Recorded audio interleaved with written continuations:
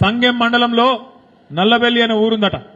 ఆ ఊళ్ళే ఒక మహిళా రైతు భర్త ఎక్కడో బొంబాయిలో పనిచేస్తాడు, కొడుకు హైదరాబాద్ లో ఉద్యోగం చేస్తాడట.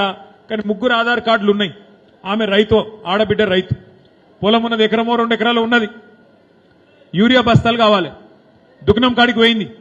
పోతే దుకాణపోటు చెప్పిండట, ఒక్క ఆధార్ కార్డు మీద ఒకటే బస్తా అని చెప్పిండట ఎకరానికి. ఏం చేయాలి మరి? 3 బస్తాలు కావాలి. ఏం చేయాలని చెప్పి ఇంటికి పోయి కొడుకు ఆధార్ కార్డు, భర్త ఆధార్ కార్డు, ఆమె ఆధార్ కార్డు 3 పట్టుకొచ్చి ఆ దుకాణపోనికి ఇచ్చింది. ఇచ్చి 3 బస్తాలు కొంటపోయింది. కొంటపోతే ఏమైంది ఎరికేనా? మధ్యలో పోలీసు వాళ్ళు పట్టుకొని నాన్ బెయిలబుల్ కేసు పెట్టి ఇలా ఆ మహిళా రైతును జైలుకు పంపినరు. ఇదేనా ప్రభుత్వాన్ని నడిపే పద్ధతి? ఎరువులిస్తే దానికోసం యుద్ధాలు.